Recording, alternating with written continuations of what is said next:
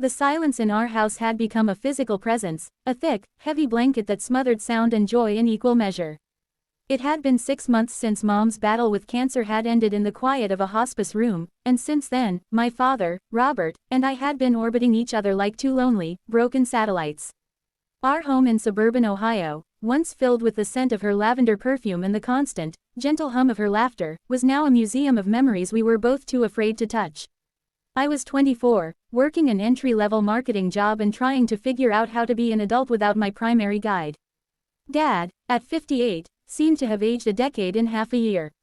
His shoulders, once broad and confident, were perpetually slumped, and his eyes, the same shade of blue as mine, held a permanent, distant haze.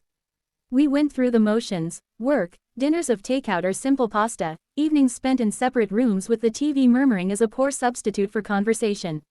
We were grieving in parallel, but never together. It was a rainy Tuesday in October, the kind of gloomy day that felt appropriate for our new reality. The gutters groaned with the weight of fallen leaves and water. I'd just gotten home, shaking the damp from my coat, when I found Dad not in his usual spot on the recliner, but standing by the fireplace, holding a small, worn wooden box I'd never seen before. "Hey, Sarah," he said, his voice raspy. "Can we talk for a minute?" A knot of anxiety tightened in my stomach. Talks in our house were usually about bills or funeral arrangements. "Sure, Dad, what's up?" He gestured for me to sit on the couch, and he took the armchair opposite, placing the box on the coffee table between us. He ran a hand over its smooth lid, his fingers tracing the faint, intricate grain of the wood. "This was your mother's," he began, not meeting my eyes.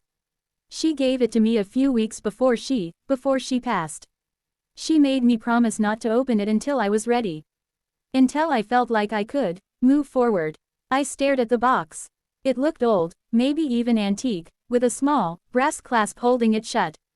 "What's in it?" I didn't know, not until last night. He took a deep, shuddering breath, and when he finally looked at me, his eyes were glistening with unshed tears. "Sarah, there's something I need to tell you. Something about me, about who I was before I met your mother." The knot in my stomach pulled tighter. My mind raced with possibilities. A secret debt, a previous marriage, nothing my dad could say would shock me. He was Robert Miller, the most stable, predictable, and honest man I had ever known. He was an accountant, for heaven's sake. He color-coded our tax documents. "Your mom knew," he continued, his voice gaining a sliver of strength. "It was part of our story. But we decided, for a fresh start, to leave it in the past. We never told anyone, not our friends, not our families. And we agreed we wouldn't tell you, unless a situation ever arose where you needed to know." He paused, swallowing hard. "I think her leaving us, that's the situation." He unclasped the box and slowly lifted the lid. Inside, nestled on a bed of faded velvet, weren't old letters or jewelry. There was a small, faded photograph and a strange, metallic object. The photograph was of a young man with long, wild hair, shirtless and lean, his arms covered in intricate tattoos.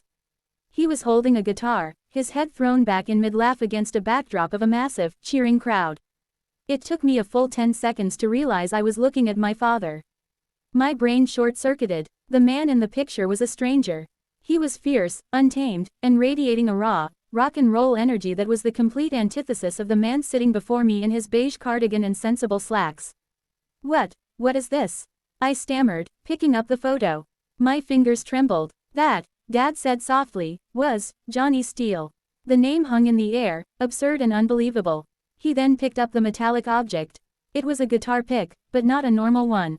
It was heavy, made of polished brass, and engraved with a stylized eagle. "And this," he said, placing it in my palm. It was cool and surprisingly weighty. "This is my old pick. From my touring days." The words, touring days, sounded so foreign coming from his mouth that I almost laughed. But the look on his face was dead serious.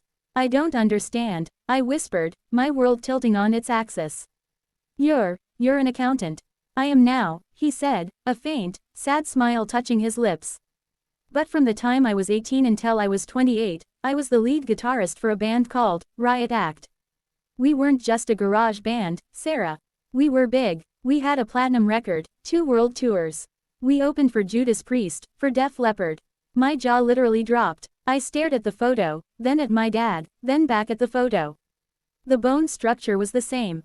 The blue eyes, though in the picture they were lined with coal, were the same. But everything else, the wild energy, the defiance, the sheer rock god aura, was gone, replaced by a man who preferred quiet jazz and reading historical biographies. Riot Act, I repeated, the name stirring a vague, distant memory. I'd heard it on a classic rock station, maybe. A one-hit wonder from the 80s. It's all true, he said, seeing the disbelief on my face. The long hair, the tattoos, the partying, all of it. I lived on a tour bus for a decade. I played for crowds of 60,000 people. I did things. He trailed off, a shadow crossing his face. I did things I'm not proud of. It was a chaotic, destructive life. I was burning out, fast. He told me the story then, the story I'd never heard. He told me about the grind of constant touring, the hollow victories, the drugs and alcohol that became a crutch. He spoke of the loneliness that existed at the center of all the noise and adulation. He described the night he hit his breaking point, in a hotel room in Tokyo, surrounded by people but feeling the most alone he had ever felt. He'd looked in the mirror and didn't recognize the person staring back. I quit the band a month later, he said. It wasn't a dramatic blow-up. I was just done. I walked away from the money, the fame, everything. I moved back to Cleveland, got my GED, and then went to college for accounting. I needed order. I needed quiet. I needed to find Robert Miller again, because Johnny Steele was a ghost. He met my mom, Claire, in a library, of all places. She was a quiet, kind art student who knew nothing about rock music. He said she saw the man he was trying to become, not the ghost he was running from. She loved him for his stability, his dry humor, his gentle nature. She knew about his past. He said he had to tell her. The tattoos were hard to explain, but she never treated him like a rock star. She treated him like the man she wanted to build a life with. They made a pact. They would lock Johnny Steele away in a box, both literally and figuratively, and build a simple, happy life together. And we did, Dad said, his voice thick with emotion. We had you. We had this house. We had 30 wonderful, peaceful years. She was my anchor, Sarah. She saved me. He pointed to the box. In her letter, she wrote that she was setting me free. She said that the man she fell in love with was a beautiful combination of both Robert and Johnny. She said that my fire didn't have to die, it just needed a hearth. And now that she was gone, she didn't want me to disappear into my grief. She wanted me to find that fire again. And she wanted you to know the whole man your father is. I was crying now, silent tears streaming down my face. The shock was beginning to recede, replaced by a profound, aching sense of wonder. My mom, even in her final days, was orchestrating our healing from beyond the grave. She hadn't just been his anchor, she had been the keeper of his true, whole self. So, the tattoos? I asked, sniffling. He chuckled, a real, genuine sound I hadn't heard in months. Laser removal. Long, painful process. A few are still faintly visible if you know where to look. We talked for hours that night. He dug out an old, dust-covered case from the very back of the attic. Inside was a beautiful, sunburst Les Paul guitar. My one concession, he said, stroking its neck with a reverence I'd never seen. I couldn't bring myself to sell her. I'd still play sometimes, late at night when you and your mom were asleep. Just for me. What happened next, however, is what truly shocked me. It wasn't just the revelation, it was the transformation that followed. A few days after the big reveal, I came home to the sound of music. Not the soft, ambient jazz my dad usually played, but the raw, powerful wail of an electric guitar. It was coming from the garage. I crept to the door and peered inside. Dad was there, his back to me, the Les Paul plugged into a small amplifier.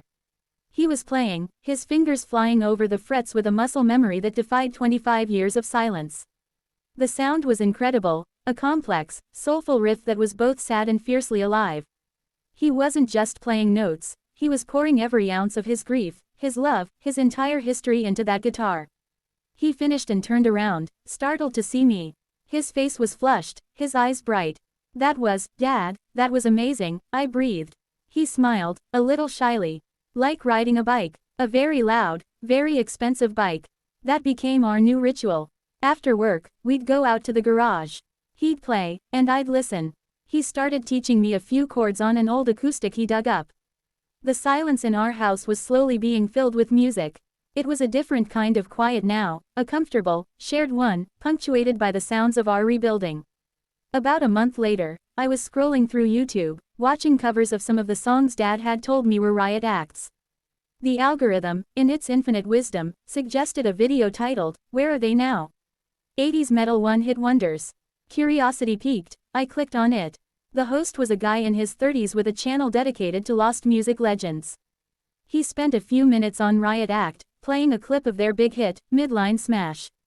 He talked about the band's breakup, showing grainy photos of the members. When he got to Johnny Steele, he put up the same photo Dad had in the box.